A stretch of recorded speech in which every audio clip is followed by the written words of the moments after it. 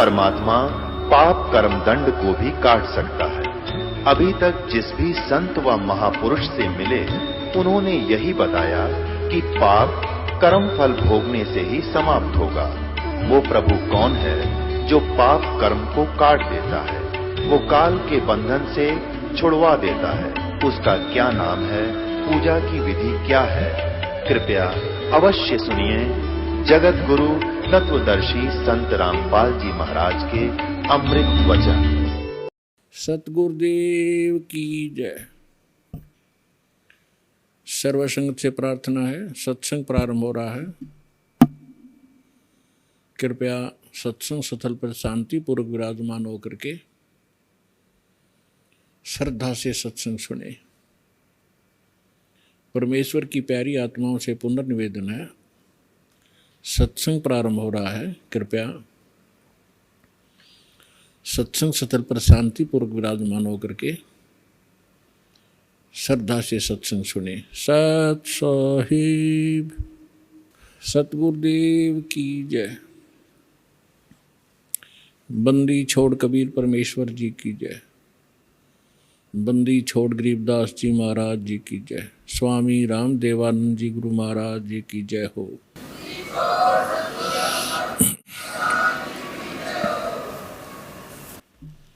गरीब नमो नमो सतपुरुष को नमस्कार, गुरु की नहीं।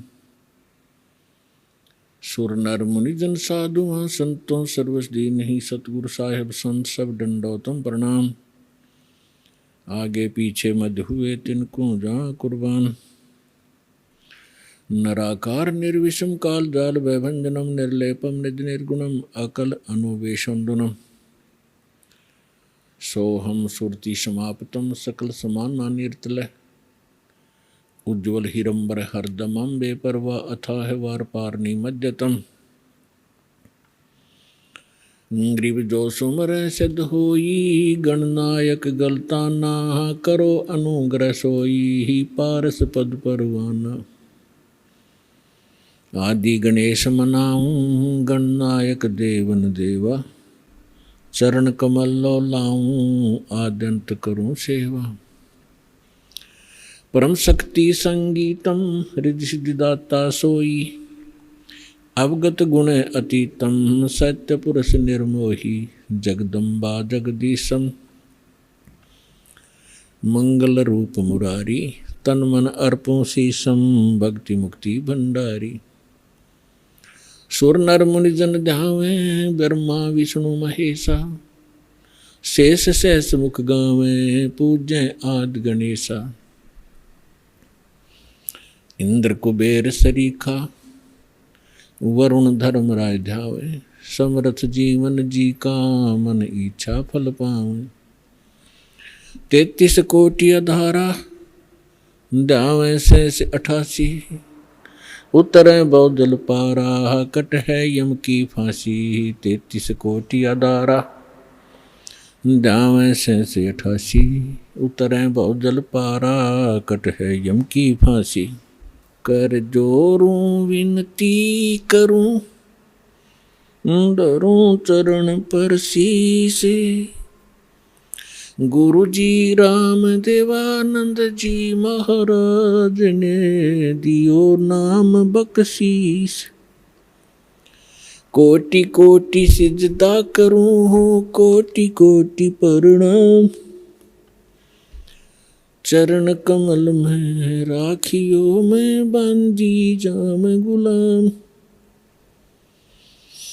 कुता हूँ गुरुदेव का रामपाल दास का नाम। गले प्रेम की जेवड़ी जा खेचो वहाँ जाऊँ।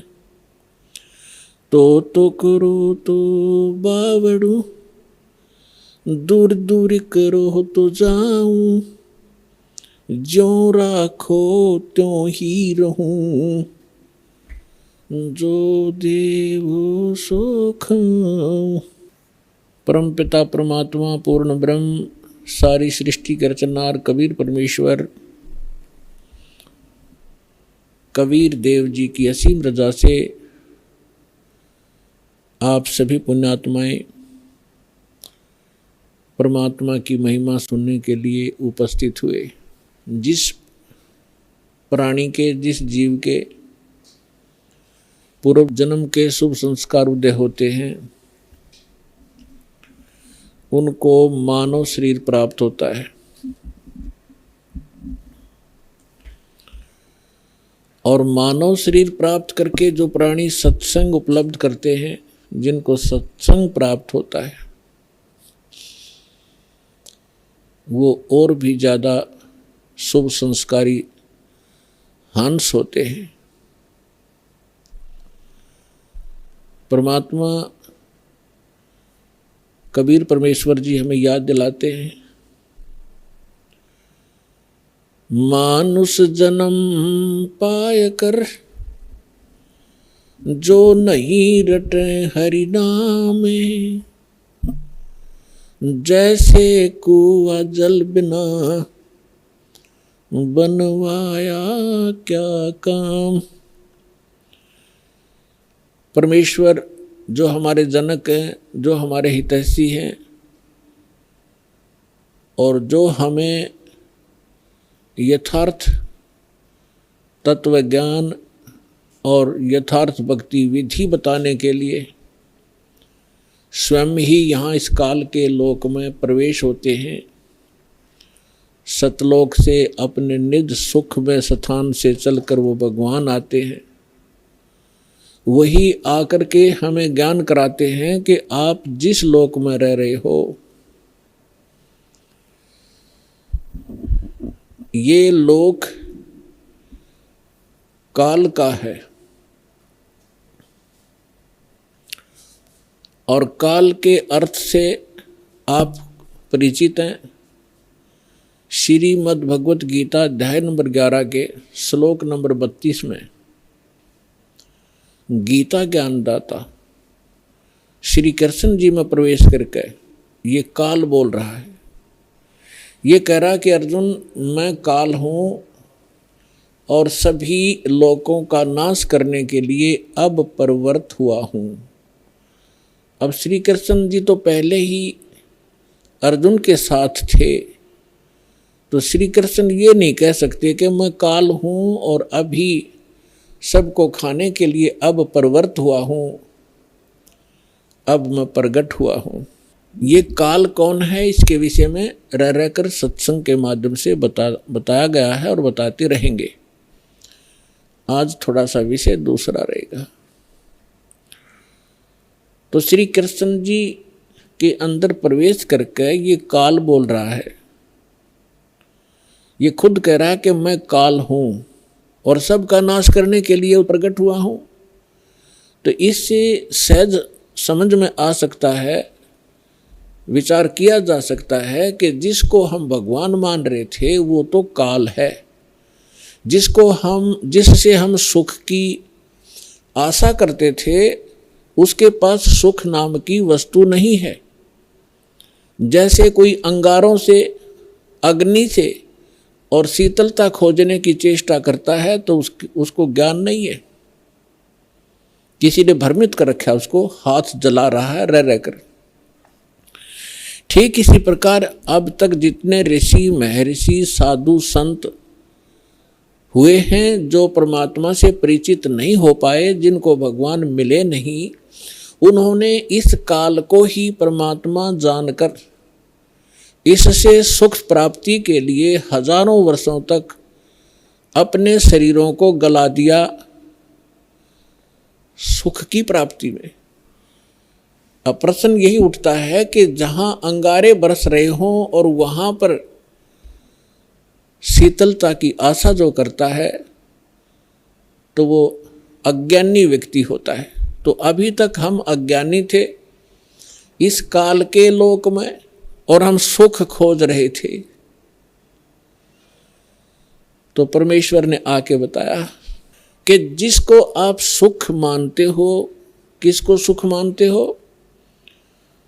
जो निर्धन है वो सोचता है कि धनवान सुखी, धनवान ये सोचता है कि राजा सुखी। धनी सोचता है कि मेरे सामने भी बहुत सी प्रॉब्लम आती हैं, समस्याएं आती रहती हैं। कई चोरी का डर है, कभी कोई टैक्स देना पड़ता है, कभी कुछ करना होता है, तो वो सोचता है कि राजा सुखी। परमात्मा कहते हैं राजा को स्वप्न में भी सुख नहीं होता। राजा लोग अंत में वो सोचते हैं कि स्वर्ग के देवता सुखी होंगे।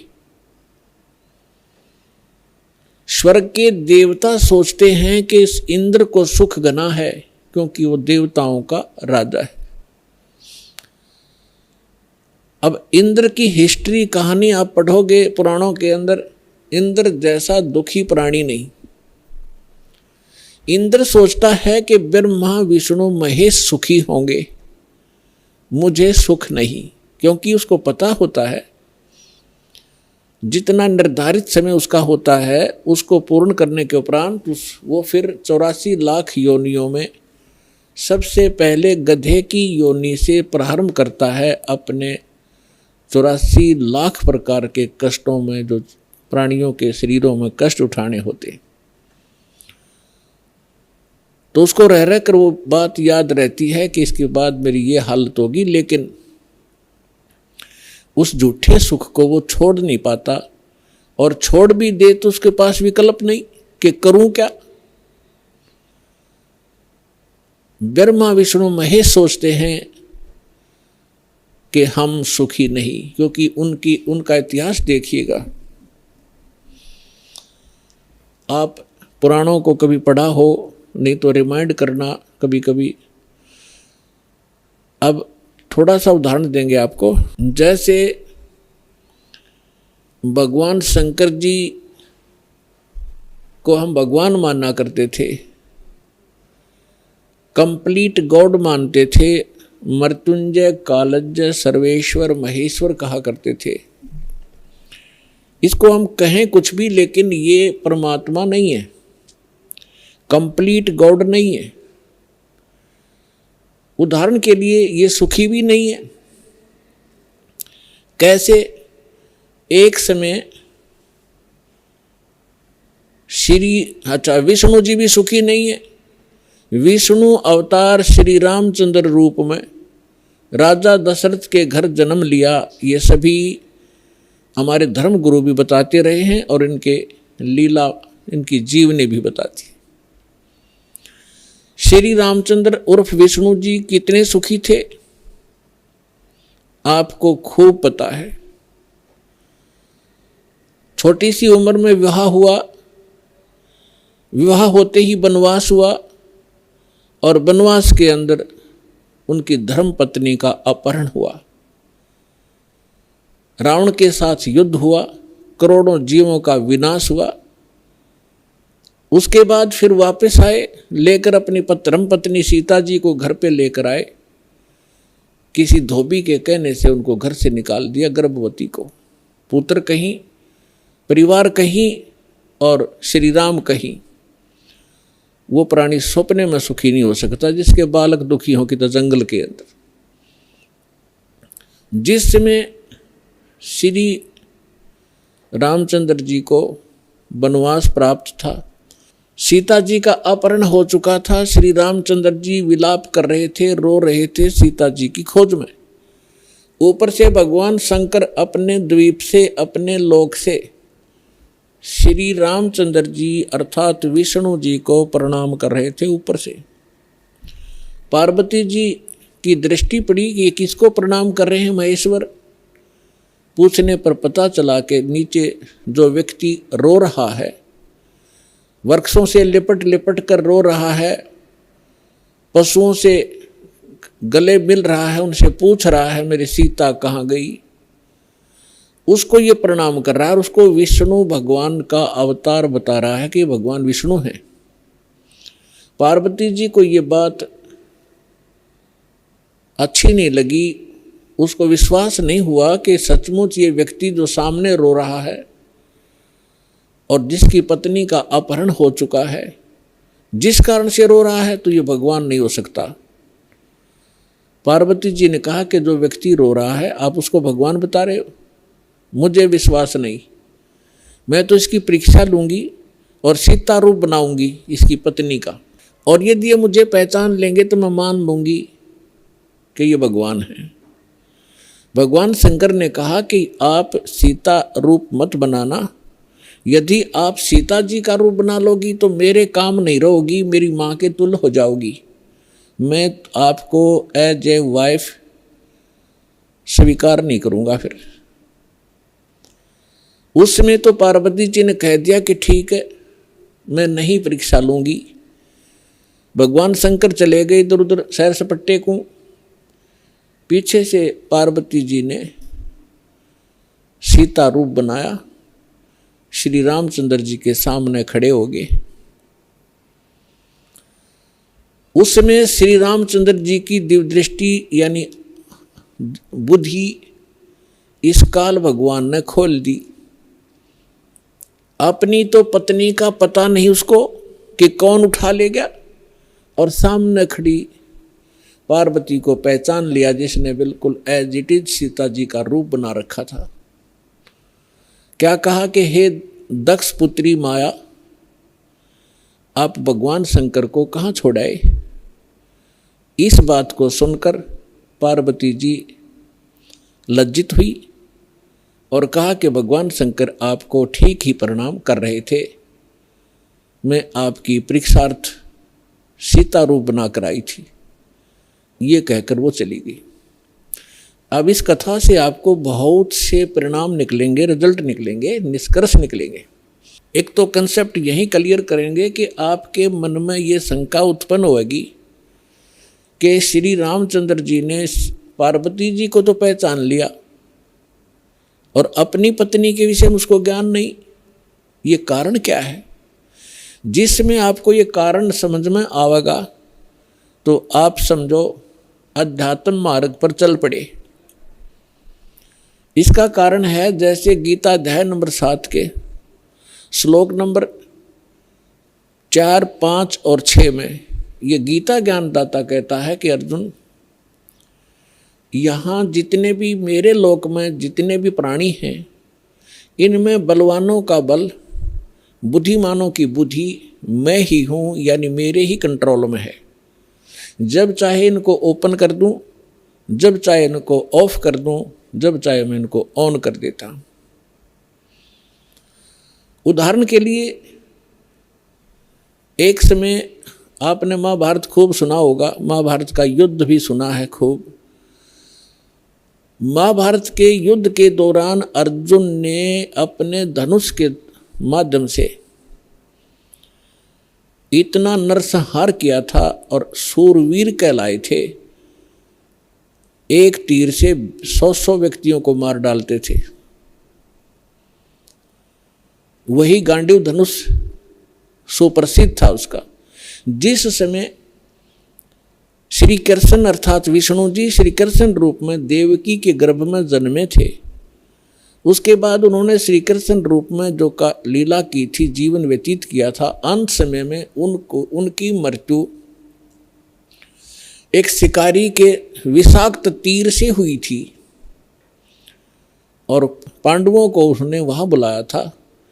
अंत समय में पांडवों से श्री कृष्ण जी ने कहा था कि आप इन सभी औरतों को जितनी द्वारका के अंदर है सबको अपने साथ ले जाओ।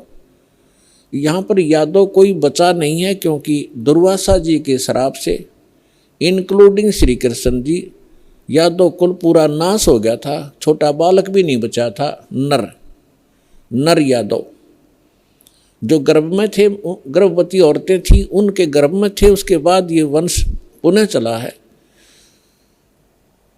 और कहा था कि आप इनको वहाँ ले जाओ अपने राज्य में, यहाँ पुरुष रहा नहीं, यहाँ के और लोग इनकी बेइज्जती करेंगे, सताएंगे, आप इनको ले जाना। तो श्री कृष्ण जी के आदेशानुसार अर्जुन सभी गोपियों को, द्वारका की स्त्रियों को साथ लेकर आ रहा था।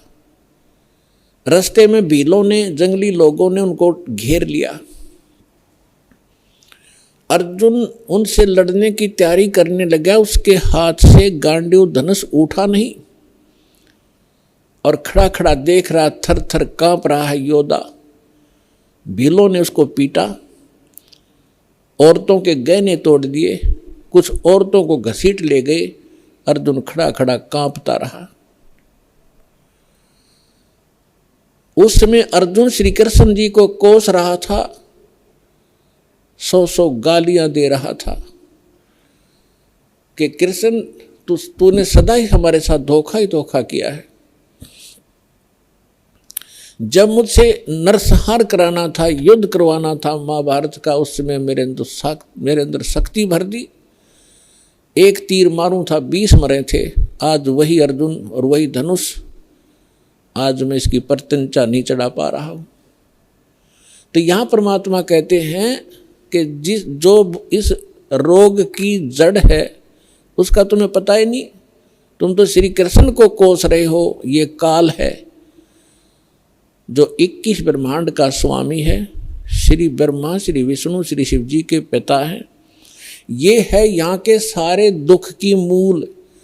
और वो खुद कहता है गीता अध्याय नंबर 7 के श्लोक 5 से लेकर 6-7 में कि मैं बलवानों का बल और बुद्धिमानों की बुद्धि मैं ही हूँ, यानी मेरे कंट्रोल में है।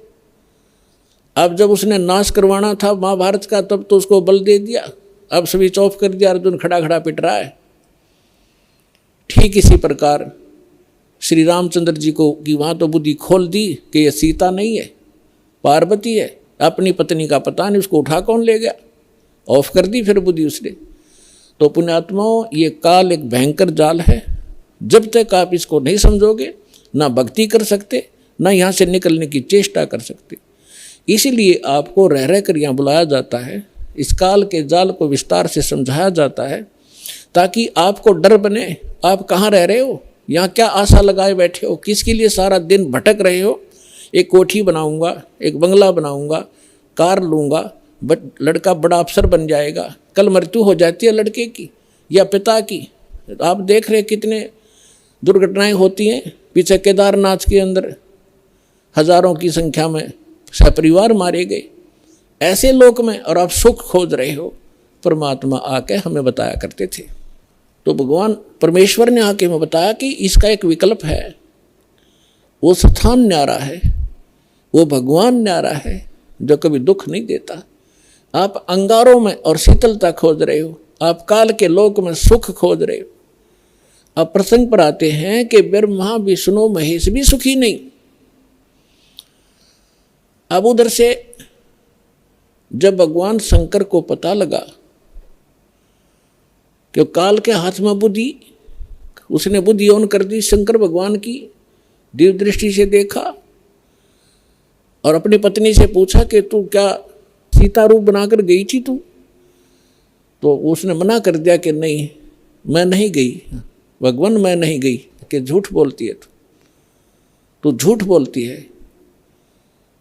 इस बात से वो झिझक गई और चुप हो जाना ही उसका स्वीकृति मानी गई कि सचमुच इसने गलती की है।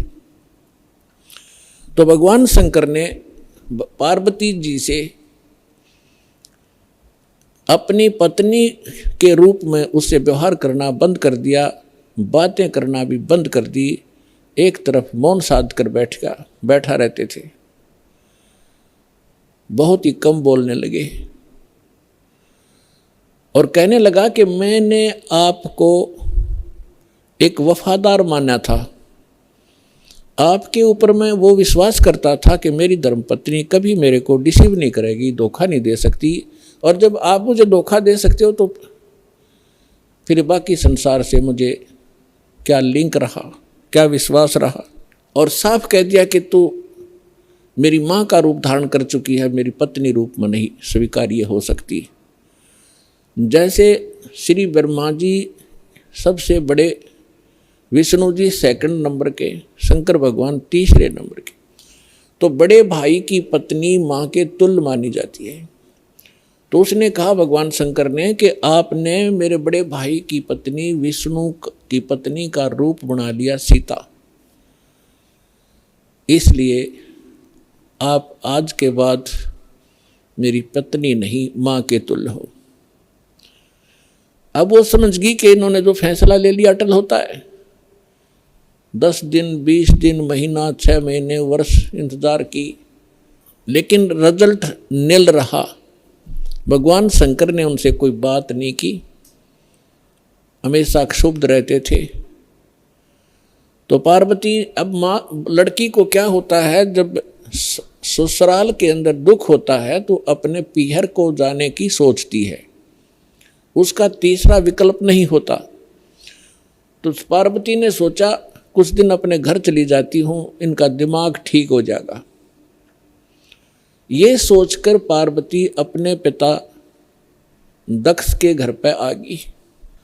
और राजा दक्ष ने उस समय एक यज्ञ कर रखा था, और एक नियम है ब्राह्मणों ने बना रखा था, ऋषियों ने, कि जब भी कोई यज्ञ करे तो अपनी सभी बेटियों को, संबंधियों को और उनके पतियों को, दामादों को आमंत्रित किया जाए और प्रतिदिन उनको आदर के साथ उनको प्रतिदिन दक्षिणा दी जाए, जैसे ब्राह्मणों को देते हैं। तो ऐसा नियम था कि जितनी भी राजा दक्ष की अन्य बेटियां थी वो सभी आमंत्रित थी, और उनके पति यानी दामाद भी आमंत्रित थे। सबके आसन उचित स्थान पर सबको बैठा रखा था। जितने समय तक यज्ञ का और सत्संग का प्रयोजन चलता था, 2-4 घंटे, 10 घंटे, तो उस समय सभी अपने अपने आसन पर विराजमान रहते थे।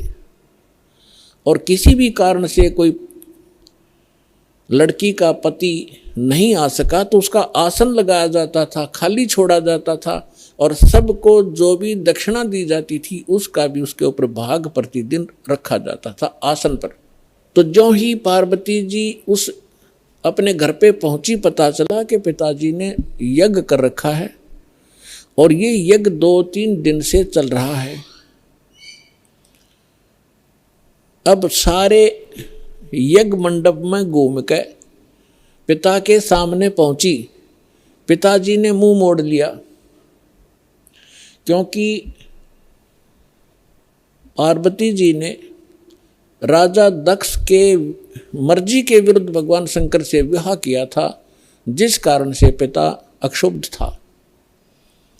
जब पिताजी ने ठीक से बात नहीं की, ये भी नहीं कहा कि आगी बेटी, तो पार्वती महादुखी हुई, अपनी माँ के पास घर पे पहुंची। बेटी माँ को ही उलाने दिया करती है, माँ के सामने अपना दुख रोया करती है। अपनी माँ के सामने जाकर कहा कि माँ, तुमने ऐसा भेदभाव हमारे साथ क्यों किया?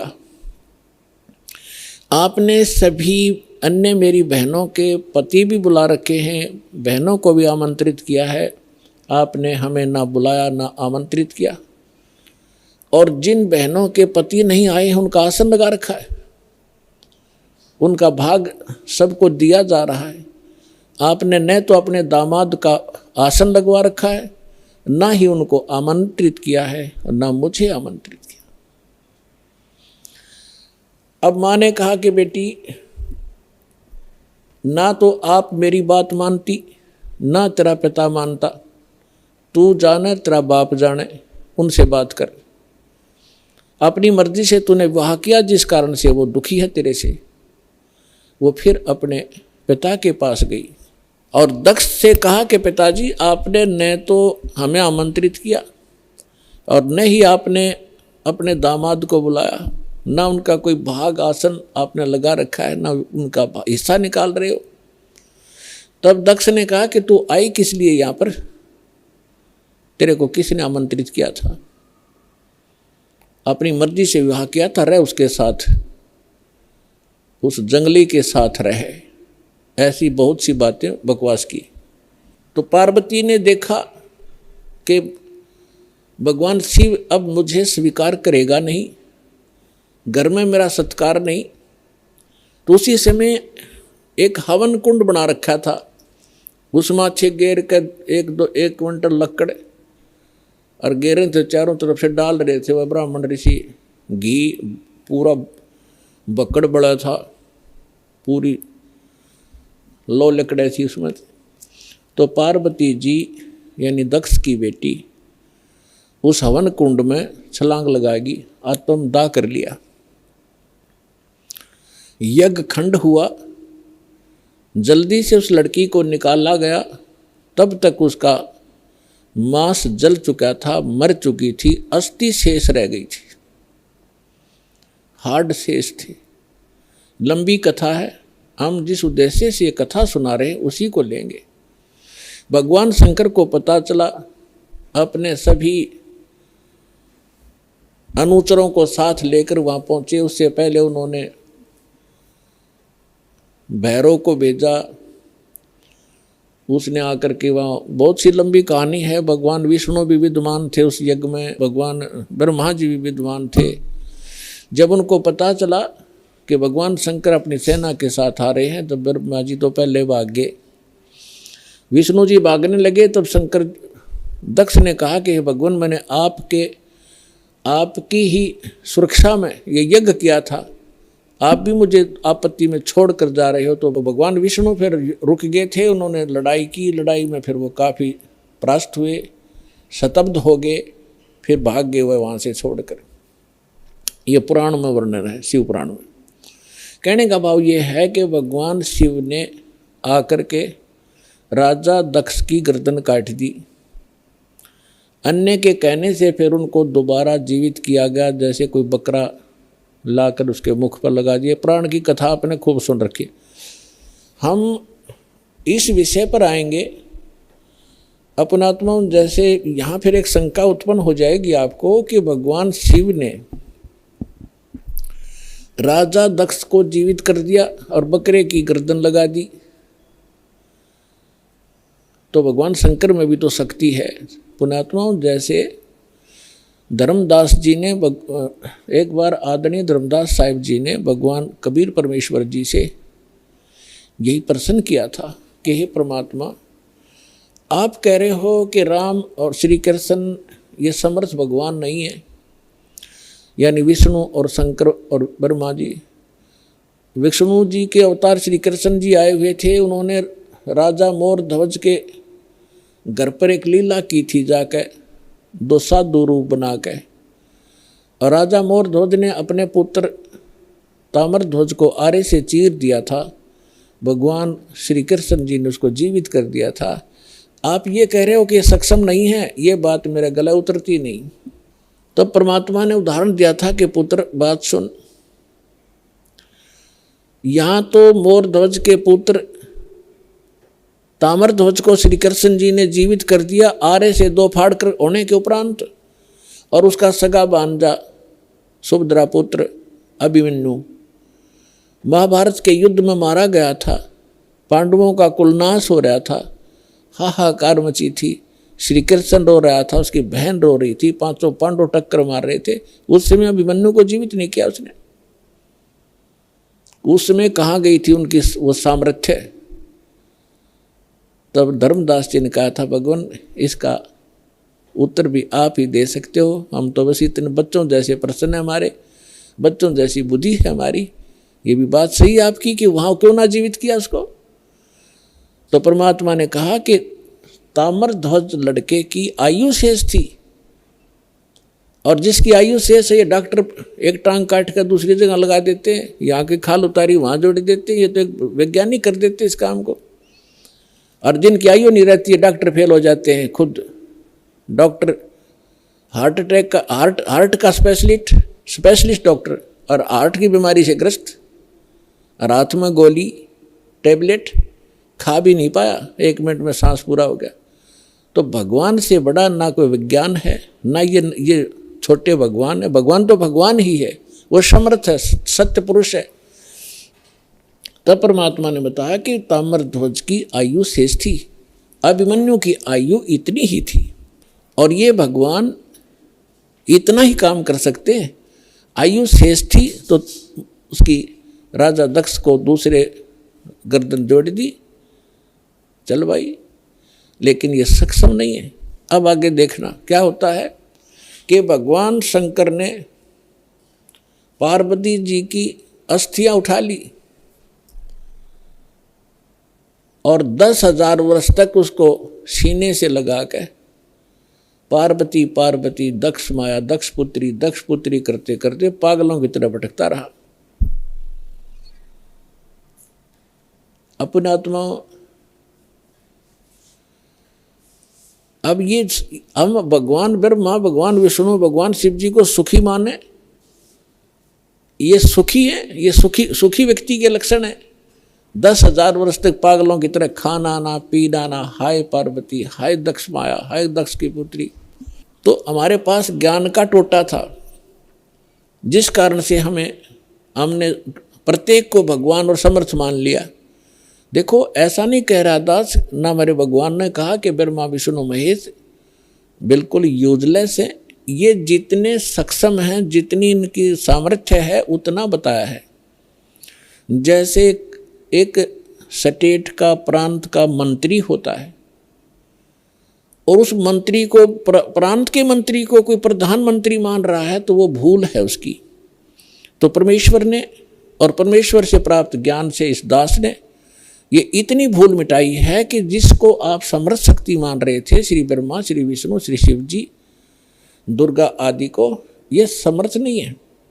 ये केवल 21 ब्रह्मांड के अंदर एक ब्रह्मांड, 21 ब्रह्मांड इस काल के, इसमें 21 प्रांत समझ लो। एक प्रांत में ये एक विभाग के मंत्री हैं। रजोगुण विभाग के ब्रह्मा जी, सतोगुण विभाग के विष्णु जी, तमोगुण विभाग के शंकर जी। बस इतने मालिक हैं ये। और ये किसी के संस्कार को कम और अधिक नहीं कर सकते, वर्क डन ही देते हैं, अपना किया कर्म ही प्राप्त कराते हैं। समर्थ परमात्मा परम अक्षर ब्रह्म सत्य पुरुष कबीर साहिब जी, ये हमारे प्रारब्ध के अंदर यानी हमारी किस्मत में लिखी हुई हमारे पाप कर्मों का नाश करके, और पाप कर्मों हमें सुखी कर देते हैं। हमारी मृत्यु होनी हो उसको टाल देते हैं।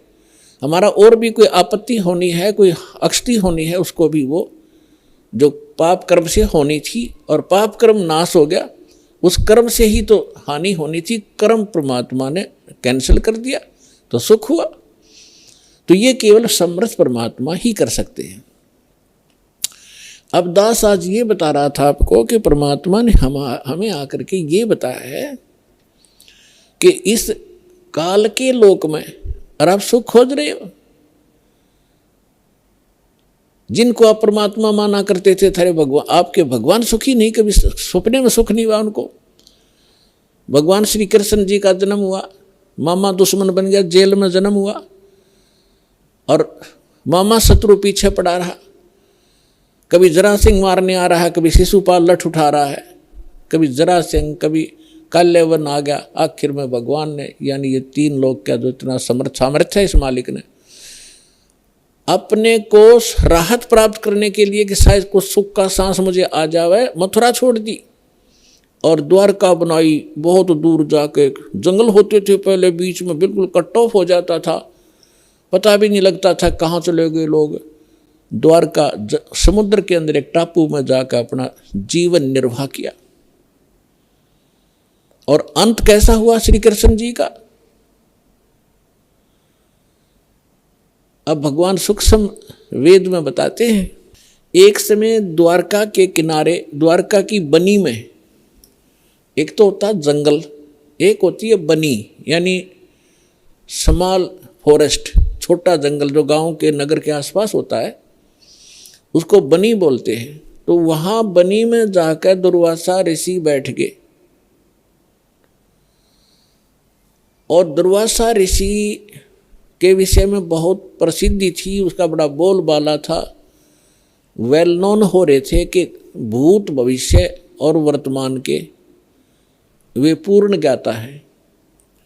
और उस समय यादव 56 करोड़ हो गए थे संख्या में, 56 करोड़ द्वारका के अंदर रहने वाले। और भगवान श्री कृष्ण जी ने कुछ एक ऐसे शरारती तत्वों को मार डाला था जिस कारण से वो हीरो पा के गए थे। प्रत्येक के हृदय में ये हो गया था कि इनसे ताकतवर पृथ्वी पर कोई नहीं। जिस कारण से यादव अभिमानी हो गए थे, वो साधु संतों की अब जो सत्कार करना भी छोड़ गए थे, उनके साथ बदतमीजियाँ करना शुरू कर दिया था। इसी बहम में उनका वो टाइम आ गया नाश होने का। अहंकार पुण्यात्माओं कोय कर लियो, अंत में उसको बहुत भारी चोट लगेगी। जीव ही रहना चाहिए, जीव को अपनी औकात का पता लगा रहना चाहिए ताकि वो आधीन बनकर रहे। आधीनी के पास है पूर्ण ब्रह्म दयाल, मान बड़ाई मारियो बेअदबी सिरकाल। विभीषण का भाग बडेरा, दासातन आया तिसनेरा, दासातन आया विश्वे बीसा, अर्ता को लंक देई बख्शीसा। ये उदाहरण देकर समझा रहे हैं परमात्मा के अधीन व्यक्ति के साथ भगवान होता है, और यहाँ के जो झूठे मूठे सुख हैं वो भी उस अधीन और भक्त को ही प्राप्त हुआ करते हैं। रावण ने कितनी भक्ति की, सिर भी काट कर चढ़ा दिए, लेकिन अभिमान नहीं गया। जिस लंका को वो रखना चाहता था उस लंका को से भी हाथ धोना पड़ा अंत में उस अहंकारी प्राणी ने, और एक अधीन बनकर भगवान की भक्ति करता था। परमात्मा आए हुए थे, मुनिंद्र नाम से आए थे त्रेता युग में, जब मंदोदरी और विभीषण परमात्मा के शिष्य हुए थे। और परमात्मा के ज्ञान से आधीनी आती है, आधीनी शिक्षा पर सभी भगत के गुण संपन्न होते हैं, और जिसके अंदर भगत के गुण है वह भगवान रहता है। जिस कारण से विभीषण को वो लंका भी प्राप्त करवाई दाता ने, और रावण उस लंका को रख नहीं सका। वो भक्ति भी करता था लेकिन अभिमान नहीं कहा।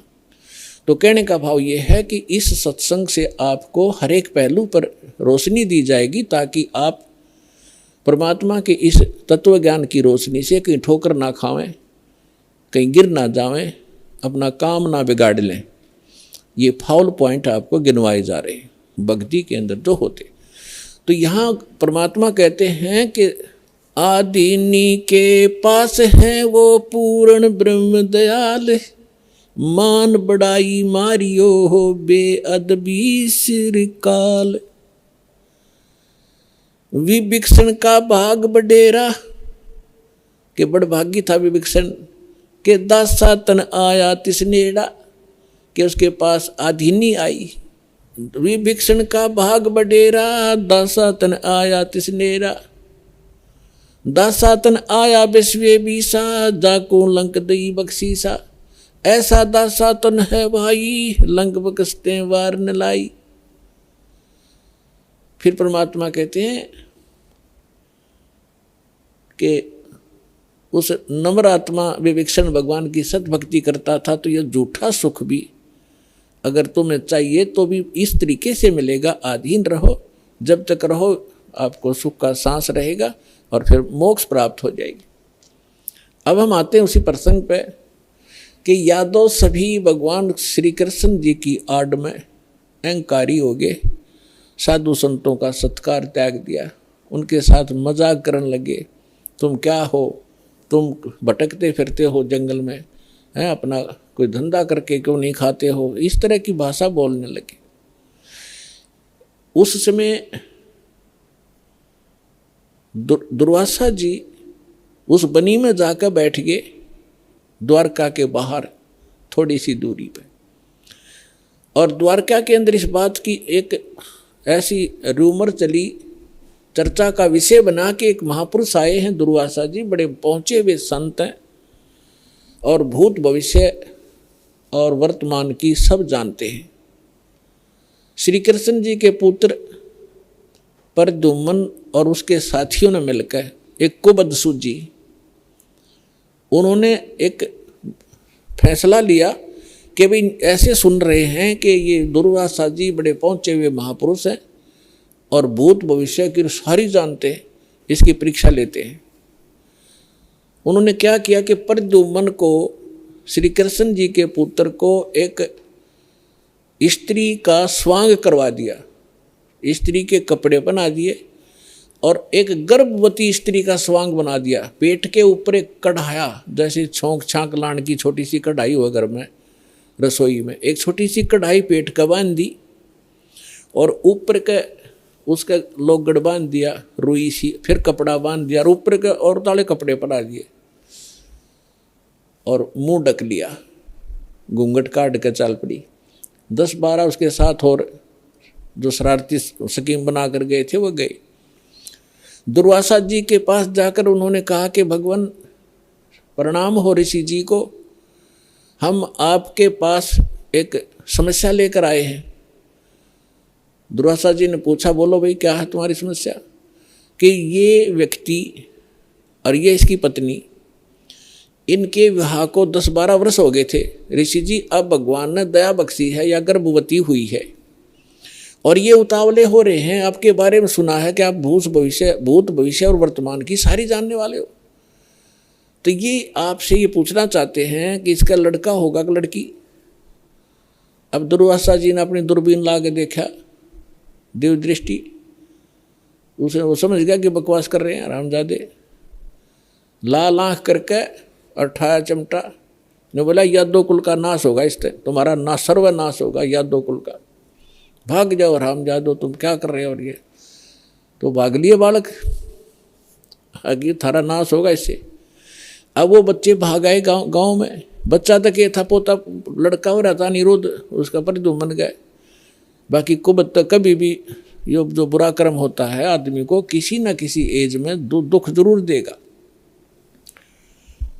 तो नगर में जब आए उन्होंने सबको बताया कि ऐसे ऐसे हम गए थे। दुर्वासा जी तो सचमुच जान गए, वो तो सचमुच जानकार है। उन्होंने बता दिया कि ये गर्भवती नहीं है और तुम्हारा नाश होगा, जिससे तुमने गर्भ बना रखा है इसका, इससे तुम्हारा नाश होगा। तो गांव के जो मुखिया और बुद्धिमान से व्यक्ति बुजुर्ग थे, उनको चिंता बनी कि बच्चों ने तो बकवाद कर दी और उसने श्राप दे दिया, सारे मरेंगे तब। तो उनमें से कुछ कहने लगे कि हमारे सिर पर भगवान श्री कृष्ण बैठे हैं। वाह भाई वाह, ये भी कोई डर की बात है, चलो उसके सामने उनसे प्रार्थना करते हैं। अब श्री कृष्ण जी के पास गए।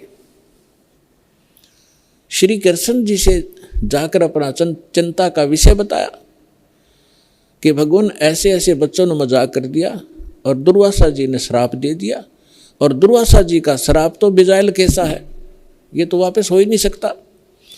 तब श्री कृष्ण जी से कहा कि आप ही हमारी रक्षा कर सकते हो, आप समर्थ हो, सर्वशक्तिमान हो, आप विष्णु अवतार हो, जैसे भी उनके गुणगान किए।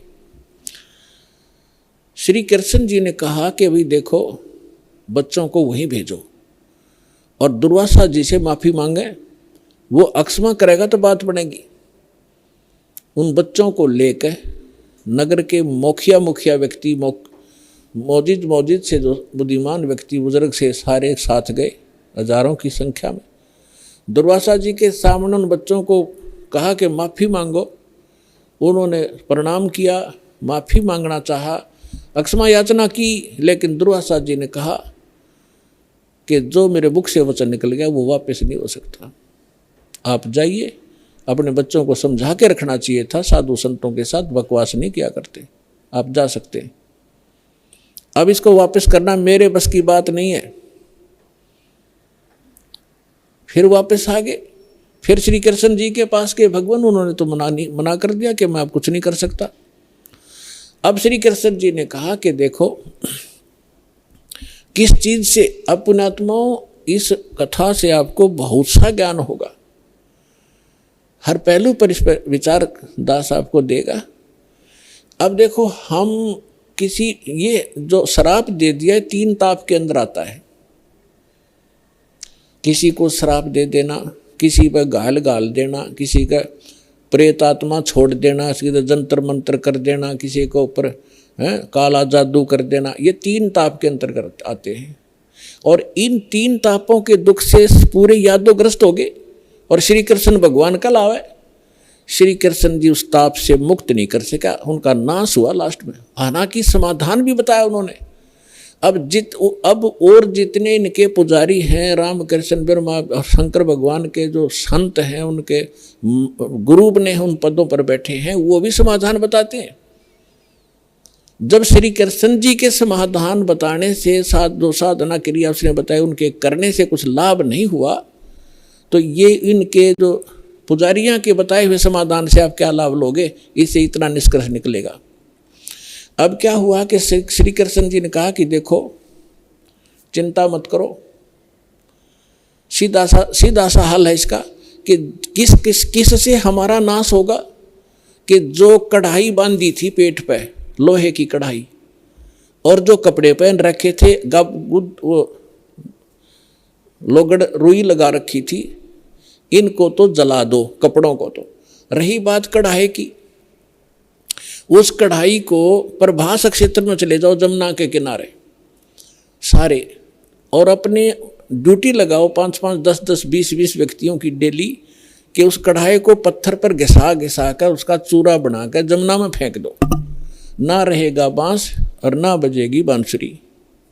सबने बड़ा अच्छा लगा कि भगवान श्री कृष्ण ने तो कमाल कर दिया, वाह भगवान वाह भगवान, कि वो गुरु भी थे। श्री कृष्ण जी आध्यात्मिक गुरु भी थे पांडवों के और यादवों के। तो इस बात को सुनकर सभी ने खुशी मनाई कि ठीक है, ना रहेगा बांस ना बजेगी बांसुरी। लगा दिए 20-20, 50-50 व्यक्तियों की सेवा कि जाओ जहाँ भगवान ने बताया उस क्षेत्र में जाके, प्रभास क्षेत्र में, और जमुना के किनारे पत्थरों पर घिसा कर चूरा बना दो। अब घिसाण से पहले दोनों कड़े थे, वो कड़े तोड़े पहले तो अलग अलग पकड़न के। अब उन कड़े घिसाण की ड्यूटी अलग दे दी 4-4, 5 की, कि तुम्हारी ये कभी कितने दिन में घिसाओ इनको। बाकी उन्हें घिसू के वो कड़ा चूरा बना दिया। एक के पास 2-4 को कड़ा मिला था, जिसने लास्ट में थोड़ा सा रह गया था, वो गोल गोल नौका चमक गया, तो उस चमकदार सा घिसाने से चारों तरफ से चमक गया वो। तो उसने सोचा, जो आलसी सा था, सब ने अपना काम कर दिया, मेरा भी घिसा नहीं, तो उसने सोचा इसे एक कड़े में के बिजली पड़ा, यूं कि उसने जंगल में उस जमुना में फेंक दिया वो कड़ा। बाकी शेष कढ़ाई घिसा दी थी, उसका चूरा बना दिया। अब वो किसी मछली ने खाद्य पदार्थ जानकर वो खा लिया, उस मछली को पकड़ लिया एक शिकारी ने, जिसका नाम बालिया नाम का एक दीमर था, जो मछियारा था। उसने पकड़कर मच्छी जब ले गया, वह मछली काटी तो उसमें से वो सफ़ेद धातु निकली, बहुत चमकीली। तो शिकारी ने सोचा कि ये हो ना हो कोई अच्छी फौलाद होगी या कोई चांदी ना हो। वो लेके गया सुनार के पास। सुनार कहने लगा भाई ये चांदी नहीं है, ये तो अच्छा फौलाद अच्छा है। वो लोहार के पास ले गया। लोहार ने कहा कि बहुत अच्छा इस्पात है और इसका क्या बनाऊं। तो शिकारी ने कहा कि मेरे इस तीर का आगे का एरो बना दे, मेरे सर के ऊपर डाल दे, इसने बना के विषाक्त बना देना। तो उसका तीर के जो बाण होता है तीर का, उस बाण के आगे एक गोल एरो होता है तीखा, ताकि वो पशु पक्षी के जाके सीधा लगे, मार दे उसको। तो वो विषाक्त बनवा लिया। उधर से कुछ दिनों के बाद उधर से जिन्होंने वो चूरा फेंका था जमुना में, उसका घास उग गया, जैसे डाब कुश होती है ना, कुसा की तरह, और जैसे ईख देखा हो, ईख जैसे पत्तों का, और तेज धार के पत्ते उसके, जैसे आपने हमें मालूम है कि जैसे कई बार डाब होती है जिसको कुश बोलते हैं, कुसा, उसके इतने तीखे पत्ते होते हैं, उंगली का लपेटा आ जाए तो उंगली काट देता, वो आधे से ज़्यादा काट देता, आधी, इतने तेज पत्ते होते हैं। लेकिन वो तो दुर्वासा के श्राप से शापित था, वो एक ऐसा घास उग गया।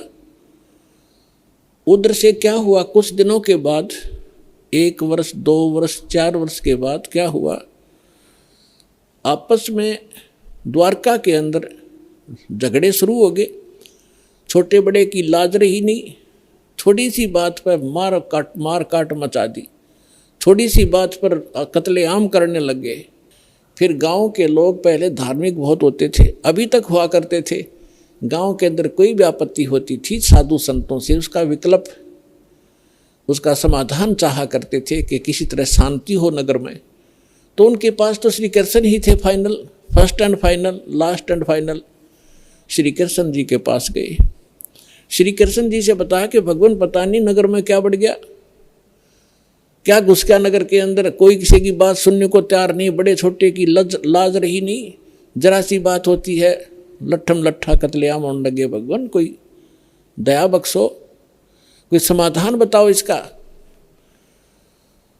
तो श्री कृष्ण जी ने क्या समाधान बताया कि अभी तुम्हारे ऊपर दुर्वासा जी का जो श्राप है वो प्रभावी हो गया, वो फल रहा है। तो बड़े चिंतित हुए।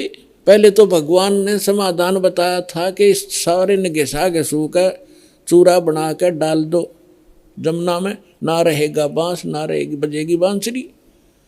जब वो इस बात से संतोष पाया था लोगों ने कि चलो हो गया समाधान, और आज फिर श्री कृष्ण जी वही कह रहा है कि दुर्वासा जी का श्राप तुम्हारे ऊपर फल रहा है। अब वो उनके मुंह की तरफ देख रहे हैं, लेकिन हमारी बुद्धि इतना काम नहीं करती। जैसे हम भी ऐसे ही दुखी थे, पहले जाते थे किसी गुरु के पास, वो कुछ अपना दुख लेकर वो कुछ समाधान बताता था, फिर दूसरी बार कुछ और समाधान बताता था, तीसरी बार कह देता था ये तो तेरे भाग में है, तेने भोगना ही पड़ेगा। फिर पहले डले क्यों ढुआ रहा था ये। ऐसे ही ये सब का यही स्थिति है।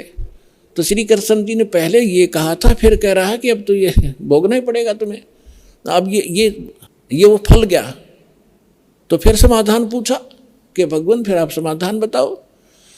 ऐसा करो, सभी जितने भी नर यादव हैं, पुरुष मेल ओनली, चाहे नवजात शिशु भी क्यों ना हो, प्रभास क्षेत्र में जाओ जहाँ वो कड़ा घिसाया था और चूरा डाल रखा था, वह घास उग रहा इतना बड़ा बड़ा कि वहाँ जाकर सभी के सभी जमुना में स्नान करके आओ। तुम्हारा पाप मुक्त हो जाओगे, साप मुक्त हो जाओगे जमुना में नहाने से, स्नान करने से। अब सब बड़े प्रसन्न हुए कि बड़ा सरल उपाय बताया भगवान ने। और सभी अपने अपने बच्चों को, नवजात शिशु से उसी दिन जन्मा था उसी भी लड़के को, ओनली लड़कों को ले गए साथ में और पहुंच गए 56 करोड़ वहाँ पर। पहले स्नान करें जाते ही, ताकि साप कटे, हमारा पाप, ये साप नाश हो, शराब खत्म हो। और बाहर आते ही, क्योंकि पहले मन मुटाव चल ही रहा था सभी का, उसने तू ऐसे क्या बोल रहा था उस दिन, तू ऐसे उस दिन सारे इकट्ठे हो गए, तो कभी कभी मिले थे। बाहर आते वो एक दूसरे को गाली गलोच लट्ठम लट्ठा और घास निकाल लें, घास पाड़ें और मारें, गर्दन में लग के आर पार हो जाए, तलवार का काम करने लग गया वो घास। और 56 करोड़ यादव कटका मर गए थे वहाँ साप नाश करान, अपना नाश कर लिया वहाँ जाके। श्री कृष्ण जी के बताए समाधान अनुसार उनका साप तक कटा नहीं, साप तक नाश होया नहीं, यादव का नाश हो गया। अब यहाँ परमात्मा कहते हैं कि गरीबदास जी कहते हैं, तुम कौन राम का जपते जापम और ताते कटे ना ये तीनों तापम। समर्थ का शरणाग हो रंग होरी हो, भाई कदे न हो एकाज राम रंग होरी हो। कि समर्थ की शरण में आ जाओ, तुम्हारा कभी अकाज नहीं होंगे और ये तीनों ताप का नाश हो जाएगा। अब प्रसंग चल रहा है, उसी पर चलते हैं। अब 56 करोड़ यादव कटका मर गए, आपस में कत्लेआम कर दिया। विष्णु पुराण के अंदर लिखा है कि कुछ यादव बच गए थे। श्री कृष्ण जी फिर गए अपने वहाँ से, नगर से बाहर निकले, उसने उस घास को पाड़ा, उसमें यह लिखा कि वो मूसल बन गए, मूसल। उन मूसलों से शेष बचे हुए यादवों को खुद श्री कृष्ण जी ने मारा, कति नाश कर दिया। और आप जाकर लेट गया प्रभास क्षेत्र में एक वृक्ष के नीचे। भगवान श्री कृष्ण के पैर में पद्म, एक चमकीला पदार्थ, जैसे हमारे तिल हो जाते हैं, मुछ हो जाते हैं, ऐसा उनके पैर में जन्म से ही एक पद्म था। वो रात्रि में ऐसे चमकता था जैसे 50-100 वाट का बल्ब चस्या करे जगह, और दिन के अंदर भी उसकी चमक सी बनी रहती थी। तो श्री कृष्ण जी एक वृक्ष के नीचे, सारा जब उनका नाश हो लिया, रहे खे को खुद मार कर शेष बच्चों को, और लेट गया उस वृक्ष के नीचे, पैर पे पैर रख के। पैर घुटने पर दूसरा पैर रखा हुआ था, पद्म वाला पैर ऊपर था, वो चिमक रहा था। और वृक्ष की जो चारों तरफ जो टहनियाँ थी झुकी हुई थी, झुरमट सी बनी हुई थी। और वो शिकारी जिसने उस कढ़ाई के कड़े का अपना विषाक्त तीर बनवाया था, जहर से बुझा कर तीर बनवा रखा था, उसी तीर को लिए हुए उस दिन और सुबह से लेकर दोपहर तक वो घूमता रहा। जंगल में कोई शिकार नहीं मिला उसको, शिकार करने गया था। उसने क्या देखा कि वृक्ष की झुरमटें इतनी नीचे तक लटक रही थी, जमीन को छू रही थी। उनकी अंदर से उसने भगवान श्री कृष्ण जी के पैर के पद्म की एक चमक देखी। उसने सोचा कोई मर्ग बैठा है, हिरण, और उसकी आंख चमक रही है। यदि मैं इधर से उधर से जाऊंगा तो ये भाग जाएगा, कोई हिरण मुझे मिला नहीं है, क्यों ना यहीं से इसको मार डालूं। झुरमठों में से निशाना साध कर मर्ग की हिरण की आंख जान कर भगवान श्री कृष्ण के पैर पर तीर मार दिया विषाक्त। ज्यों ही तीर लगा श्री कृष्ण जी कराहने लगे, रे मर गया रे, मर गया रे, मर गया रे। शिकारी ने सोचा किसी मनुष्य का लग गया, भाई ये तो बात बिगड़गी। दौड़ के आगे देखा, क्या देखा कि द्वारकाधीश मुकुट समेत वहां तड़फ रहा है। उस मुकुट आदि से वो पहचान गया कि ये राजा है। तब उसने करबद्ध होकर कहा कि भगवान मुझे गलती होगी, अनजाने में लग गया मेरी, आप तो अंतर्यामी हैं, आप सारी जानते हो, मेरी इच्छा नहीं थी आपको मारने की, मेरी कोई दुश्मनी नहीं थी आपसे, और ऐसे ऐसे मेरे से गलती होगी, मैंने आपके इस चमक को हिरण की आंख जाना। तब श्री कृष्ण जी ने कहा, क्योंकि काल के हाथ में रिमोट, वह दिव्यदृष्टि दे दी कि भाई ये तेरा और मेरा कोई पिछला अकाउंट था, वो क्लियर हो गया। तेरा और मेरा पिछला हिसाब था, वो क्लियर हो गया, तेरा दोष नहीं। अब वो शिकारी कहने लगा, भगवान आपका और मेरा, आप राजा में रंक, आपका और मेरा क्या हिसाब हो सकता है। तब श्री कृष्ण ने कहा कि मैं श्री राम रूप में आया था राजा दशरथ के घर, और आप थे बाली सुग्रीव के भाई। उस समय मैंने आपको वृक्ष की आड़ लेकर धोखा देकर मारा था, और आपने जब कहा था कि आपने ये बदला देना पड़ेगा, आप युद्ध के नियम से फेल हो गए हो, तब मैंने कहा था कि तेरा बदला दूंगा। आज तेरा मेरा वो अकाउंट क्लियर हो लिया।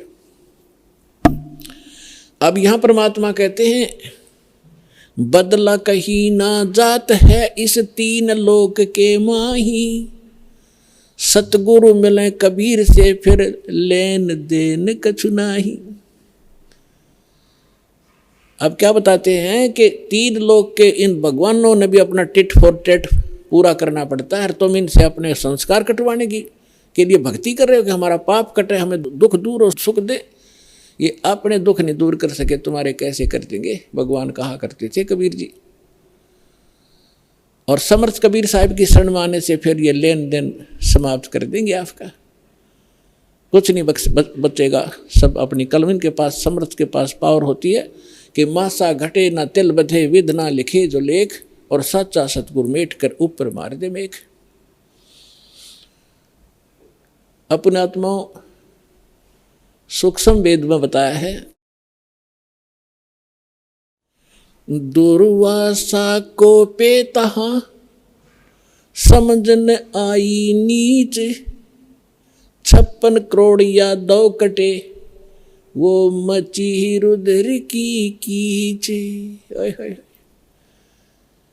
अब ये भगवानों की तो दे दिया हिसाब किताब आपको, ये भगवान तो इसे थे आपके। अब जिनको आप ऋषि महर्षि मानते थे, दुर्वासा जी को तोप मानते थे कि बड़े महापुरुष हैं, वो तो नीच थे एक नंबर के। सूक्ष्म वेद के अंदर परमात्मा ने कहा है कि दुर्वासा कोपे तहा, दुर्वासा वहाँ क्रोधित हुआ। किस बात पे? बच्चों ने मजाक कर दिया कि बिजली गिर गई थी, साधु संत ठीक है बेटा भाग जाओ, खबरदार आगे बकवाद करी है निकम्यो।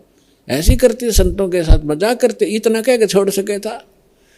और श्राप दे दिया तुम्हारा नाश होगा। आम व्यक्ति से भी गिरे हुए थे ये लोग, जिनको मैं ऋषि माना करते थे। एक बुजुर्ग आदमी बड़े आदमी से को बालक मजाक भी कर ले, उसको इतना भयंकर श्राप दिया करते हैं। पुरात्माओं जैसे किसी के हाथ में बंदूक है, पिस्टल है, और कोई बालक मजाक कर दे और उसका वो गोली मार दे, वो तो एक ढेर आदमी होगा समर्थ, उसको पता है तो कितनी कितनी भयंकर वस्तु लिए रहा है, किसके ऊपर दाग रहा है। वो नीच व्यक्ति होता है, मजाक करने पे भी इतनी भी सहन नहीं कर सकता। तो इस स्थिति के थे वो ऋषि, उनके पास ये हथियार थे वचन के और श्राप देने के। तो यहाँ सूक्ष्म वेद में लिखा है कि दुर्वासा को पेतहा, क्रोधित हो गए और समझ न आई नीच, ये भी नहीं सोचा तू क्या करने जा रहा है, और 56 करोड़ यादव कट गए। और वह मची रुद्र की कीच, यानी रक्त की 11 माच की, खून की 11 मच की, 56 करोड़ आदमी जहाँ लाश हो जाए और नदी बह कर चल पड़े खून की, रक्त की। तो यहाँ पुण्यात्माओं, ना तो ये भगवान समर्थ जिनको हम पूजा करते, ना ये ऋषि एक अन्य के जिनको ज्ञान ही नहीं था, इनको ये नहीं पता भगवान कौन है। अब ये भगवान के लिए निकले थे घर से, साधना करेंगे, भक्ति करेंगे। अंगार, जहाँ अंगारों से शीतलता की खोज करने लगे, अंगारों पर चलने के अभ्यस्त हो गए। थोड़ी आँच को भी हम, थोड़ी ही आग को, आँच को हम सुख मान रहे। झूठे सुख को सुख कहे, ये मान रहा मन मोद, ये सकल चबीना काल का, कुछ मुख में कुछ गोद। अब परमात्मा क्या कहते हैं, भाई तन दर सुखिया कोई न देखा, जो देखा सो दुखिया हो, उदय अस्त की बात करे मन, सबका किया विवेका हो, सबका किया विवेका हो। तन दर सुखिया कोई न देखा, जो देखा सो दुखिया हो, उदय अस्त की बात करे मन, सबका किया विवेका हो, सबका किया विवेका हो। भाई घाटे बाधे सब जग दुखिया, के गृहस्थी बैरागी हो, घाटे बाधे सब जग दुखिया, के गृहस्थी बैरागी हो। सुख देव ने दुख के डर से, गर्भ में माया त्यागी हो, गर्भ में माया त्यागी हो। तन दर सुखिया कोई न देखा, जो देखा सो दुखिया हो, उदय अस्त की बात करते हैं मन, सबका किया विवेका हो, सबका किया विवेका हो। भाई जंगम दुखिया योगी दुखिया, तपस्वी को दुख दूना हो, जंगम दुखिया योगी दुखिया, तपस्वी को दुख दूना हो। आशा तृष्णा सब में व्यापे, कोई महल न सुना हो, कोई महल न सुना हो। तन दर सुखिया कोई न देखा, जो देखा सो दुखिया हो, उदय अस्त की बात करते हैं मन, सबको किया विवेका हो, सबका किया विवेका हो। भाई साच कहूँ तो जग न माने, पर झूठ कही ना जाई हो। साच कहूँ तो ये जग न माने, पर झूठ कही ना जाई हो। ये ब्रह्मा विष्णु शिव जी दुखिया, जिन ये राह चलाई हो, जिन ये राह चलाई हो। तन दर सुखिया कोई न देखा, जो देखा सो दुखिया हो। उदय अस्त की बात करते हैं मन, सबका किया विवेका हो, सबका किया विवेका हो। भाई सूरपति दुखिया भूपति दुखिया, रंक दुखी बपरीती हो। सूरपति दुखिया भूपति दुखिया, रंक दुखी बपरीती हो। कहे कबीर और सब दुखिया, एक संत सुखी मन जीती हो। संत सुखी मन जीती हो, तन दर सुखिया कोई न देखा। जो देखा सो दुखिया हो, उदय अस्त की बात करते हैं। मन सबको किया विवेका हो, सबका किया विवेका हो। सूरपति दुखिया भूपति दुखिया, रंक दुखी बपरीती हो। सूरपति दुखिया भूपति दुखिया, रंक दुखी बपरीती हो। कहे कबीर और सब दुखिया, एक संत सुखी मन जीती हो। संत सुखी मन जीती हो, तन दर सुखिया कोई न देखा। जो देखा सो दुखिया हो, उदय अस्त की बात करते हैं। मन सबका किया विवेका हो, सबका किया विवेका हो। पुणात्माओं, सौभाग्य आपका और धन आपके माता पिता जिनसे जन्म हुआ। आपको वो अनमोल वचन सुनने को मिल रहे हैं जो इन ब्रह्मा विष्णु महेश को भी छींट भी नहीं लगी थी इस ज्ञान की, जो आपके ऊपर वर्षा कर दी भगवान ने। कभी सीडी के माध्यम से, कभी सत्संग के माध्यम से, कभी चिप के माध्यम से परमात्मा आपकी आत्मा पर वर्षा कर रहे हैं। और इस ज्ञान से एक बार परिपूर्ण हो जाना, आप देखना फिर भगवान यहाँ भी सुख देगा और सतलोक में जाओगे जहाँ कभी मृत्यु नहीं होती, कभी वृद्ध अवस्था नहीं आती, किसी चीज़ का अभाव नहीं वहाँ पर। अब जो प्रसंग चल रहा है, जिस लोक में आप रह रहे हो ये अंगार बरस रहे हैं, और जहाँ अंगार थोड़े से कम हैं, हल्की आग वाले, हम उनको सुख मान बैठे हैं। अब क्या बताते हैं कि घाटे बाधे सब जग दुखिया, और के गृहस्थी बैरागी हो। अब देखो पुणात्माओं, परमात्मा पाने के लिए जिसने घर त्याग दिया, हम उसको बैरागी मानते थे, सन्यासी मानते थे। अब वो बैराग प्राप्त करना और सन्यासी होना हमने कहाँ से ग्रहण किया, कौन से ग्रंथ से प्राप्त किया हमने ये ज्ञान? श्रीमद् भगवत गीता अध्याय नंबर 3 के श्लोक नंबर 4, 5, 6, 7 में स्पष्ट वर्णन किया है कि अर्जुन, यदि तू काम छोड़कर कर्म सन्यासी बन गया, जंगल में जा बैठा, तेरा निर्वाह कैसे होगा, पेट कैसे पालेगा तू? इसलिए तू काम भी कर और भक्ति भी कर। फिर ये कहाँ से लाए, जंगल में घर छोड़ कर चले गए, जंगल में जाकर सुख होगा? जंगल में कैसे सुख होगा वन में? अब घर में सारी सुविधा आपको, समय पर रोटी मिल रही है, झोपड़ी है, मकान है, जैसा भी आपको सुविधा क्रमानुसार मिली है उसमें संतोष करो और उसमें बैठ कर अपना भक्ति करो। समय पर भूख लगेगी तो खाना खाया, भूख समाप्त हुई, वह इच्छा खत्म हुई, वो कल्पना समाप्त हुई तो भक्ति करेगा। यदि रोटी मिली नहीं तो भक्ति कैसे करेगा? उसी को सोचता रहेगा कहाँ से लाऊं, कैसे मिलेगी। भक्ति का सुमन, रोटी का सुमन होगा, वो भगवान का नहीं होता। अब जैसे घर छोड़कर चला गया, वैरागी बन गया, वहाँ जाकर गर्मी भी लगेगी, सर्दी भी आवेगी, वर्षा भी होगी, उसके लिए फिर झोपड़ी डालनी पड़ेगी, उसने वहाँ झोपड़ी या गुफा खोदनी पड़ेगी।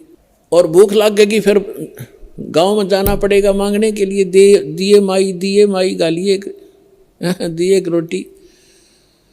अब जब तक रोटी ना मिलेगी तो ना भगवान तो याद आवे कोई ना, और रोटी याद आऊंगी इसके। तो परमात्मा कह रहा है, उन्हें बताया करके जो साधना करनी चाहिए, जो उसका तरीका है, वो तुम्हें पता नहीं। आप फिर ये सोच बैठे कि उन्हीं को भगवान मिलता होगा जो जंगल में चले जाते हैं, खड़े होकर तप करते, दोनों के ऊपर तपते। ये तो मूर्खों की साधना थी। परमात्मा कहते हैं कि दंभ करें। दंभ माने पाखंड है। लोग दिखावा ड्रामा करते हैं, बैठ जाएंगे कि तो धूना लगा के ऊंचे से स्थान पर बैठेंगे ना, खूब दूर तो सब न दिखे महात्मा बैठा है, ताकि दुनिया आने लग जाए और उसकी पूजा शुरू हो जाए। डंब करें डूंगर चढ़ें, डूंगर माने पहाड़ पर बैठ जाते हैं जाकर ये लोग नकली। डंब करें डूंगर चढ़ें अंतर झीनी झूल, और जग जाने बंदगी करें बो सूल बबूल।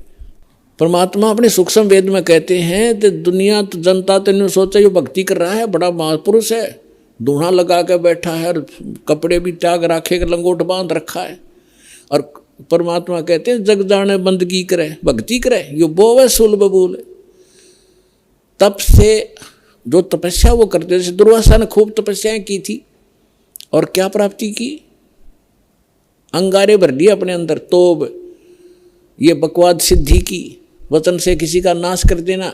अब दुर्वासा जी ने श्राप दे दिया बेमतलब बकवास का।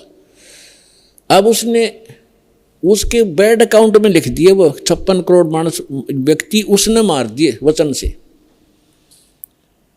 और वो उसके बैड अकाउंट में लिखे जाएंगे। जब ये कुत्ते की योनि माँ होगा दुर्वासा, इसके सिर में कीड़े पड़ेंगे, वो 56 करोड़ आत्माएं इसको खा रही होंगी। ये बाल यहाँ कहते तुमने उस दरगाह का मैल नहीं देखा और धर्मराज के तिल तिल का लिखा। तीनों यहां बता रहे हैं जग जाने बंदगी करे। परमात्मा कहते हैं ये बोवे सूल बबूल, इन्होंने तो काटे बोली अपने भविष्य में, सिद्धि सिद्धि पाके किसी को बेनिफिट दे दिया, किसी को हानि दे दी, दोनों अपनी भक्ति अक्षीण करी, उधर से पाप इकट्ठे कर लिए। अब क्या बताना चाहते हैं परमात्मा कि घाटे बाद सब जग दुखिया। जैसे किसी को हानि होगी व्यवसाय के अंदर तो दुखी, स्वाभाविक दुखी है तो होगा, दुखी होगा।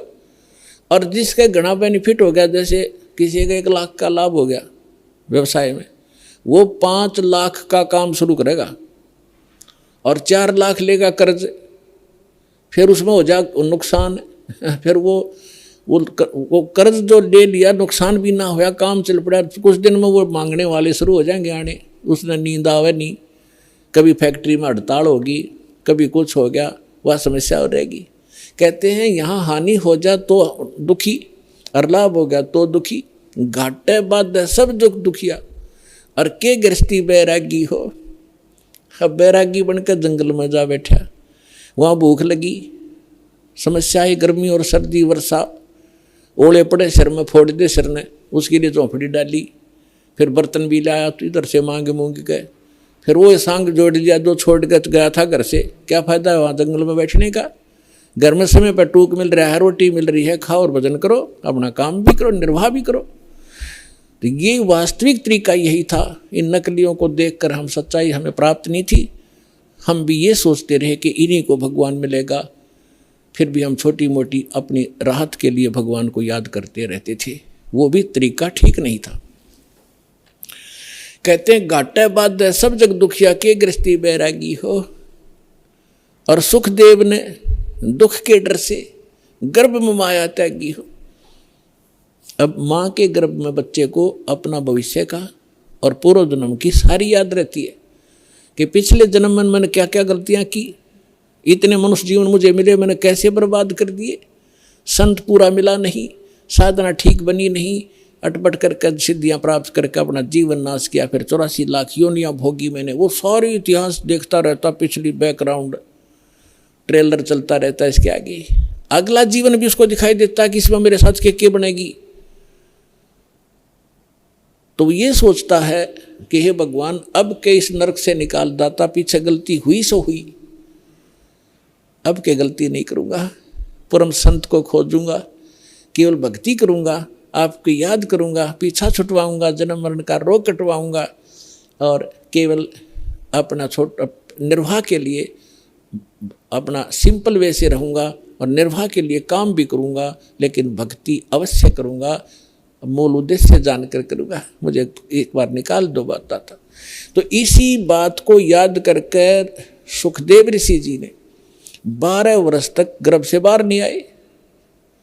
फिर ब्रह्मा विष्णु महेश यहाँ के व्यवस्थक हैं, इनको चिंता बनी, काल ने इनको प्रेरणा की, अंडरग्राउंड रूम उसके हाथ में है, इन्होंने मीटिंग की कि भी एक सुखदेव नाम के एक ऋषि है, एक बच्चा है गर्भ से बाहर नहीं आ रहा है, 12 वर्ष हो गए, ऐसे अगर ये मर्यादा हमारी खराब होगी तो बहनें 12-12 वर्ष तक बच्चों को गर्भ में रखने लगेंगी तो माँ दुखी हो जाएंगी। बच्चा तो 9 महीने मुश्किल से हो जाता है इन बहनों को, माताओं को गर्भ में रखना। तो उन्होंने सोचा भी चलो वो ऋषि आत्मा है, उससे प्रार्थना करते हैं, उसी को कहते हैं, उसको मनाते हैं। तीनों आ गए। तब तीनों ने आकर कहा कि ऋषि भाई सुखदेव तू बाहर आ जा, ऐसे ऐसे हमारी परंपरा खराब मत कर। तब उसने कहा कि भगवान बाहर आते ही आपकी त्रिगुणमयी माया से ये जीव इतना अंधा हो जाता है, इसको भूत भविष्य का कुछ याद नहीं रहता। आप ये अपनी माया रोक लो, तब मैं बाहर आऊं, कुछ देर के लिए रोक दो।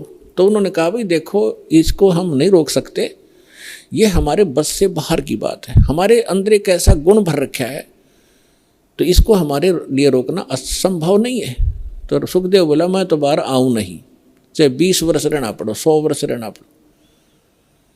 तब उन्होंने लास्ट में ये फैसला किया भी हम ज़्यादा देर नहीं रख सकते, हमारा शरीर फट जाएगा, हम केवल इतनी देर रख सकते। ये देख ले कितना क्षण है। सुखदेव जी ने कहा कि आप इतना ही रख लो, देर रोक दो इसको। तो जब वो बाहर आते हैं तुरंत उनकी तीनों गुणों का जो इफेक्ट है हमारे ऊपर एकदम असर करता है। उस समय जब वो माँ के गर्भ से बाहर आया तो वो इतनी देर रोके, इतनी देर में बाहर आ गए, वो चले गए।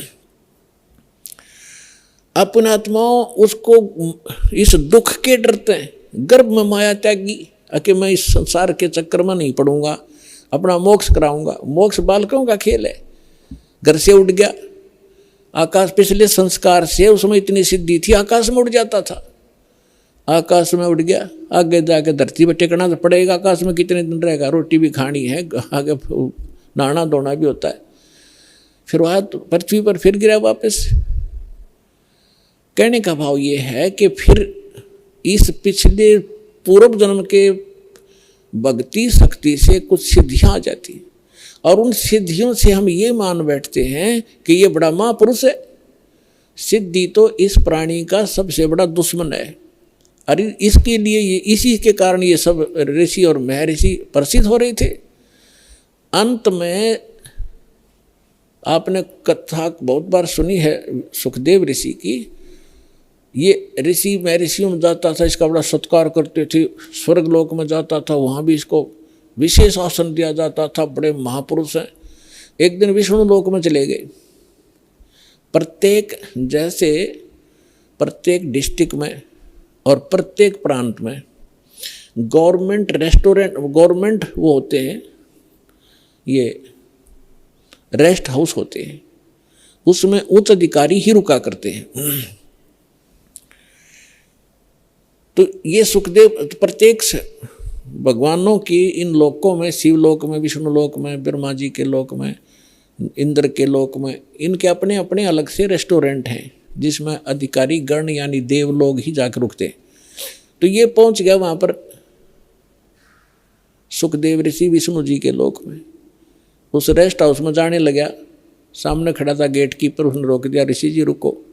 कहाँ जी बोलो, आपका अपॉइंटमेंट लेटर दिखाओ, आप कौन हो, किस रैंक के हो। क्या मतलब कि आपका गुरु कौन है? कि मेरा कोई गुरु नहीं, मुझे गुरु की क्या आवश्यकता है, तो मेरे पास इतनी पावर है, ऐसी सिखती है। बोला जी ऐसे नहीं, इस रेस्ट हाउस में वही आ सकता है जिसके पास ये, जिसका अपॉइंटमेंट हो रहा हो। और कहने का भाव यह है कि जो कोई अधिकारी हो, गुरु जिसने धारण कर रखा हो, और गुरु भी मान्यता प्राप्त हो, नकली गुरुओं से भी अलाउड नहीं आना, नकली गुरुओं के भक्ति करके गुरुओं से। तो ऋषि उस सुखदेव ने काफ़ी उनके साथ जख मारा, लेकिन उन्होंने फाइनल कर दिया कि नहीं, विष्णु जी का आदेश है। तब ऋषि ने सोचा था, सुखदेव ऋषि ने, कि विष्णु जी बड़े खुश होंगे मेरे तय, मैं ऐसी भक्ति की हुई है और वो भगत बछल है। तो सुखदेव ऋषि ने कहा कि विष्णु जी से बात कराओ मेरी, तुम मुझे क्यों नहीं जाने दे रहे हो। तो वो पहरेदार गए विष्णु जी के पास, बाकी वहीं खड़ा रहा एक दो, कि भगवान ऐसे एक ऋषि आए हैं, सुखदेव नाम बता रहा है, और वो जिद कर रहा है इस स्वर्ग के अंदर रेस्टोरेंट में जाने का, रेस्ट हाउस के अंदर जाने की। तो विष्णु जी ने पूछा फिर आपने मना क्यों किया? कि उन्होंने बताया कि उनका गुरु नहीं है, कोई निगुरे हैं, वो अधिकारी नहीं है, और आपका आदेश है कि जो निगुरा व्यक्ति हो जिसका गुरु नहीं हो इसमें अलाउड नहीं है। आदेश दो भगवान, क्या आदेश आपका? कि बिल्कुल ठीक है, नहीं जाना चाहिए। अब वो जिद कर रहा है कि मैं भगवान से बात करके ही वापस जाऊंगा, नहीं तो यही बैठूंगा। तो भगवान विष्णु ने आए बाहर। अब ऋषि जी ने सोचा तो यूं था कि विष्णु जी बड़ी शाबाशी देंगे मेरे को, और ये सोच रहा था कि पहरेदार गेट कीपर ये मुझे जानबूझ कर हरास कर रहे हैं। विष्णु जी तो आते मुझे सीने से लगाएंगे, भगत वत्सल भगवान हैं, सतो गुणी हैं। जब भगवान विष्णु ने आकर पूछा कि ऋषि जी क्या वाद विवाद है तुम्हारा, यहाँ कैसे आए आप, तो आधा फ्यूज तो वहीं हो गया भगवान के चेहरे को देखकर कि आज ठीक ढंग से बोल नहीं रहे। तब ऋषि ने कहा कि सुखदेव ने जी मैं ऐसे ऐसे, सुखदेव नाम है मेरा, और मैं रेस्ट हाउस में इस रेस्टोरेंट में जाना चाहूँ था स्वर्ग में, इन्होंने मना कर दिया जाना, इन्होंने मुझे रोक दिया। तो भगवान विष्णु ने उन्हीं के सामने पूछा पहरेदारों से, भी क्यों रोक दिया आपने ऋषि जी को? पहरेदारों ने बताया कि आपका आदेश है, जिनका गुरु नहीं है, मान्यता प्राप्त गुरु, वो इस आपके रेस्टोरेंट यानी इस आपके स्वर्ग में अलाउड नहीं है। तब विष्णु जी ने पूछा क्यों ऋषि जी, आपका कोई गुरु नहीं? अक नहीं जी। सुखदेव बोले नहीं मेरा कोई गुरु नहीं, कि जाइए आप यहाँ से और गुरु बना कर आइए यहाँ पर। अपने आत्माओं देखो, सूक्ष्म वेद से ज्ञान से आपको पता चलेगा, सूक्ष्म वेद से, ये तत्व ज्ञान से। अब देखो अभी तक हम क्या देखा करते, दास ने खूब देखा, जिन्होंने लाल कपड़े पहन लिए और कोई गुरु पद प्राप्त कर लिया, घर त्याग दिया, सन्यास हो गए, ब्रह्मचारी हो गए, तो वो ये सोचा करते गृहस्थी तो एक नेग्लेक्टेड आदमी है। उनको ये जैसे पहले शूद्रों को सोचा करते थे, इनकी ऐसी दृष्टि थी इन ऋषियों की कि गृहस्थी तो एक वैसे रिजेक्टेड आदमी होता है, आदरणीय नहीं होता। अब सुखदेव ऋषि ने कहा कि जी मैं किसको गुरु बनाऊं, मेरे योग्य गुरु पृथ्वी पर नहीं है। तो भगवान ने कहा कि ऋषि जी ये भी तेरा वहम है, तेरा अहंकार बोल रहा है, और जाइए राजा जनक से को गुरु बनाइए। राजा जनक को गुरु बनाना, जो सीता जी के पिताजी कहलाए थे राजा जनक। अब राजा जनक के काफ़ी रानियां थी, गृहस्थी थे और भगत भी थे। अब सुखदेव ऋषि इतना अहंकारी कि गृहस्थी लोग, राजा लोग तो मेरे चरण छूते हैं, और मैं गृहस्थी को जाकर के, राजा को जाकर के नमस्कार करूं, क्योंकि गुरु बनाना है तो प्रणाम भी करना है, दंडवत भी करनी है, मत्था भी रगड़ना है। अहंकार खड़ा हो गया, वहां से तो आ गया, लेकिन वो दूसरे स्वर्ग में, कॉमन स्वर्ग है इंद्र का लोक, उसमें ये चला जाता था। जब उसमें दोबारा गया उस दिन उसका चेहरा उतरा हुआ था। अन्य जो देव वहां बैठे थे वो कहने लगे ऋषि जी आज क्या बात है, मायूस बहुत हो तुम। तब ऋषि ने कहा कि ऐसे ऐसे मैं विष्णु जी के लोक में गया था, भगवान ने मुझे स्वर्ग में प्रवेश करने से मना कर दिया।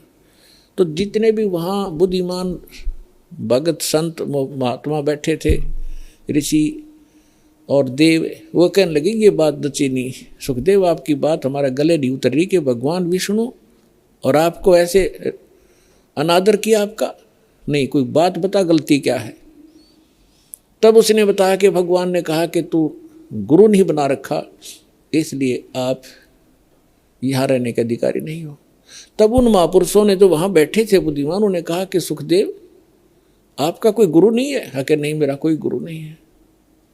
धिक्कार है तेरे जन्म को। सभी ने एक स्वर में बोला जो बुद्धिमान होते, क्या करेगा तू इस मिट्टी का, ये बैटरी चार्ज है तेरी, कुछ दिनों में खत्म हो जाएंगी ये सब सिद्धियाँ, और कीड़े मकोड़े की पशुओं की योनि में जाएगा, गधा बनेगा, गुरु धारण करना पड़ेगा। और फिर दूसरा भगवान ने कह दिया, फिर अग्रम अग्रम कैसी भले आदमी, जब भगवान विष्णु ने कह दिया उसको, तो उसी को तुम भगवान मानते हो, तो उसी ने कह दिया गुरु बना, और फिर भी तेरे अंदर ये अगर मगर है तो काहे का तू ऋषि है। तब वहां क्या कहता है वो, भाई राजा जनक गृहस्थी भाई, कैसे शीस निभाऊं जाई। सुखदेव बोले ज्ञान विवेका, हम स्त्री का मुख नहीं देखा। देख कहाँ अड़गी काल की आंट, अड़ंगा कहाँ डालिया उसने, कि राजा जनक गृहस्थी भाई और कैसे शीश निभाऊं जाई। और बोले सुखदेव ज्ञान विवेका, अपनी बुद्धि से उसने खूब सोच समझ गया बात कही कि मैंने स्त्री का मुख नहीं देखा, मैं तो बाल ब्रह्मचारी हूँ और राजा गृहस्थी आदमी है, उसके घनी नारायणियाँ भी कही हैं, और उसको कैसे माथा टेकूंगा, कैसे ना सिर झुकाऊंगा, मेरी तो नाश हो जाएगा इज्जत का। तब ऋषि बोले भाई इज्जत ले ले, अर्चे भगवान ना तो अगली जन्म में गधा बनेगा या सारी इज्जत तेरी बिखरती फिरेगी ऋषि जी। अब उसको फिर एक झटका लगा एकदम, क्योंकि महात्मा भगत है वो, चल भगवान के लिए भटक रहा है, उसके अंदर जगह है भगवान की, लेकिन अज्ञान अहंकार, अज्ञान से अहंकार बनता है। तो उसको एकदम झटका लगा और उसकी एकदम पिछला बैकग्राउंड चल पड़ी। उसको थोड़ी सी झलक दिखाई दी कि एक समय ये सुखदेव ऋषि 84 लाख योनियों भोग रहा था, गधे की योनि में भटक रहा जन्मा था और अंधा हो गया। कुम्हार ने उसको त्याग दिया, जंगल में चला जा रहा था, एक पगडंडी पे अटकल सी लगाता हुआ। आगे जाके एक नाला था थोड़ा सा 2.5-3-4 फुट का, लोग उस पे उसके ऊपर से कूद जाते थे और उसको कदम रख जाते थे आगे पीछे, ऐसे कोई इक्का दुक्का जाता था उस रास्ते से। तो सुखदेव यानी उस गधे अंधे ने वो दिखा नहीं नाला और उस नाले में फंस गया, आगे मुंह टिक गया, पीछे दबैक लाग गई। अब कोई इक्का दुक्का व्यक्ति वहाँ उस रास्ते जाता था, दिन में 2-3 दिन में एक आध, वो निकाल नहीं सका उसको। उसके कमर पे पैर रखे व्यक्ति और पुली बना ली, पार होने लगे उसके ऊपर से। तो उसको वो घटना याद आई और 10-15 दिन हफ्ते 10 दिन वो भूखा प्यासा वहाँ मरा। वो उसके सामने वो चक्कर काटने लगी वो घटना। तब राजा जनक से जाकर दीक्षा ली। ये लंबी कहानी है, फिर कर बताएंगे। तो यहाँ परमात्मा कहते हैं भाई घाटे बाधे सब जग दुखिया, के गृहस्थी बैरागी हो। सुखदेव ने दुख के डर से गर्भ में माया त्यागी हो, गर्भ में माया त्यागी हो।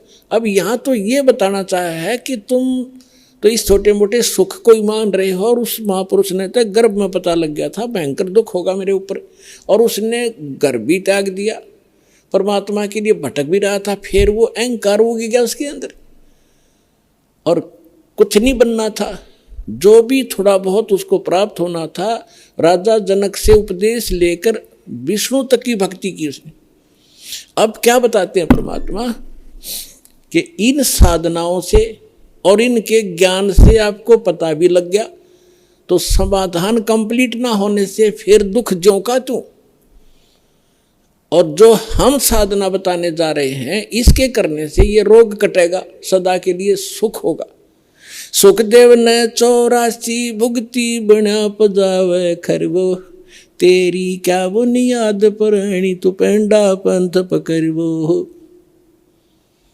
क्या बताना चाहते हैं भगवान कि सुखदेव ऋषि ने 84 भुगती, 84 लाख योनियों में कष्ट उठाए ऐसे महापुरुष ने, और बिना पुजावे खरवो, खर माने गधा, पुजाओ माने कुम्हार के उस सिस्टम पर। और तेरी क्या बुनियाद पुरानी तू पेंडा पंथ पकड़वो, कि अब तेरा क्या औकात है। जब इसे ऋषियां की विरन मट्टी हुई साधना के करने से, अब हम जो पेंडा मार्ग पंथ, जो वे ऑफ वर्शिप, पूजा का मार्ग तुझे बता रहे हैं, इसको ग्रहण करो, इससे लाभ होगा। फिर क्या बताते हैं कि जंगम दुखिया जोगी दुखिया, तपस्वी को दुख दूना हो, आशा तृष्णा सब में व्यापे, कोई महल ना सुनो हो, कोई महल ना सुना हो। जंगम दुखिया, योगी दुखिया, तपस्वी को दुख दूना हो। तपस्वी क्या करता है, एक जन्म में घोर तप करता है, अगले जन्म में राजा बनता है, तप से राज राज मदमानम, और जन्म तीसरे शुक्र सवानम, अगले जन्म में गधा बनता है राजा तीसरे जन्म में। एक पहले जन्म में तप किया, शरीर खूब दुखी किया, अगले जन्म में राजा बन गया, राजा महादुखी होता है, सपने में सुख नहीं होता यहाँ के राजा को। अब आपको बता ही दिया। कहते तपस्वी को दुख दूना हो, पहले तपस्या करने में दुख और फिर राज करे, सपने में भी नींद नहीं आती, रात को भी नींद नहीं आती, गुटी ला के पड़े रात में राजा, ये छोटे मोटे सुख। अगले दिन में गधे की योनि में जाएगा तीसरे, तप से राज राज मदमानम, और जन्म तीसरे शुक्र सवानम, कुत्ता और गधा बनता है। ये दुर्वासा की कथा आपको सुना दी, उसने हजारों वर्ष तप किया, ये डले डोए, ये प्राप्ति की, नाशकरण की साधना कर ली। इसी प्रकार फिर बताते हैं कि साच कहूँ तो जग नहीं माने, पर झूठ कही ना जाई हो, ये ब्रह्मा विष्णु शिव जी दुखिया, जिन ये राह चलाई हो। जिसने यहाँ इस जन्म पालन और मृत्यु का जो ये मार्ग चला रखा है, ये तीनों दुखिया। फिर क्या बताते हैं कि भूपति दुखिया, यानी पूरी पृथ्वी का शासक भी दुखिया, सुरपति दुखिया, भूपति दुखिया। सुरपति इंद्र वो महादुखी, और रंक दुखी बपरीती हो, और गरीब आदमी तो वैसे स्वाभाविक दुखी, रंक दुखी बपरीती हो। ये तो या तो रीत है कि गरीब वही दुखी रहे, सारी आपदाएं गरीब आया करती हैं। जो सत भक्ति नहीं करता, जो सत भक्ति नहीं करता गरीब, और जब भक्ति सही मिल जाती है, कबीर साहब कहते हैं, कहें कबीर और सब दुखिया, एक संत सुखी मन जीती हो, संत सुखी मन जीती हो। संत हो, परम भक्त हो, परम संत से दीक्षा लेकर के, और फिर जैसे संत बताते हैं जो परम संत होगा, सतगुरु मिले तो इच्छा मेटे, पद मिल पदे समाना, चल हंसा उस लोक पठाऊं, जो आदि अमर अस्थाना। अब क्या बताते हैं कि सतगुरु मिलेंगे तो यहाँ की इच्छाएं समाप्त करवाओगे सबसे पहले, कि किसके लिए तू सारा जीवन नष्ट कर रहा है, इन कोठी और बंगलों के लिए। एक मिनट में मृत्यु हो जाती है, जोड़ा जाड़ा सारा छोड़कर गधा बनकर घूम रहा होता है। तो कहते हैं जब संत वो भक्त सुखी होगा, जो इस तत्व ज्ञान के आधार से अपना जीवन सफर तय करेगा, और कोई इस पृथ्वी पर सुखी नहीं हो सकता। समर्थ का शरणाग हो रघुहोरी हो, और कदे न हो ए काज राम रंग होरी हो। समर्थ की शरण में आओ, यहाँ के अंगार भी बुझा देगा आपके लिए, आपके जीवन में कांटे भरे उनको साफ कर देगा, और आपको यहाँ भी सुख देंगे, सतलोक में ले जाएंगे, आपका पूर्ण मोक्ष कराएंगे। पुणात्माओं, आप इतनी दूर से आते हो, और किस लिए? एक एक अक्षर को ज्ञान ध्यान से सुना करो। जैसे एक अच्छे विद्यार्थी होते हैं, प्रत्येक लेक्चर का प्रत्येक शब्द घोट लिया करते हैं, एक अक्षर को भी नहीं जाने देते कहीं हम फेल ना हो जाए। तो इस प्रकार आपको परमात्मा ने इतना समय दिया है, कितनी दूर से आपको लेकर आए हैं। करे करावे साइया मन में लहर उठा, दादू सर्जर जीव के आप बगल हो जा। भगवान ही आपको लाता है, आपको प्रेरणा करता है, आपके 100 कामों को सेट कराता है, तब आपको यहाँ ला। पता नहीं काल आड़ नहीं दे आपको, ना जाने कहाँ धक्के खुआवा सारा दिन, और मृत्यु को प्राप्त हो जाए उसे डले ढो ढो के। ये मालिक की मेहर आपके ऊपर, आपको परमात्मा यहाँ लाते हैं अपनी अमर कथा सुनने का। थोड़ा सत साहिब सभी भक्तों को, जिनको भी ये वीडियो पसंद आया हो तो वीडियो को लाइक और चैनल को सब्सक्राइब करके जरूर जाएं।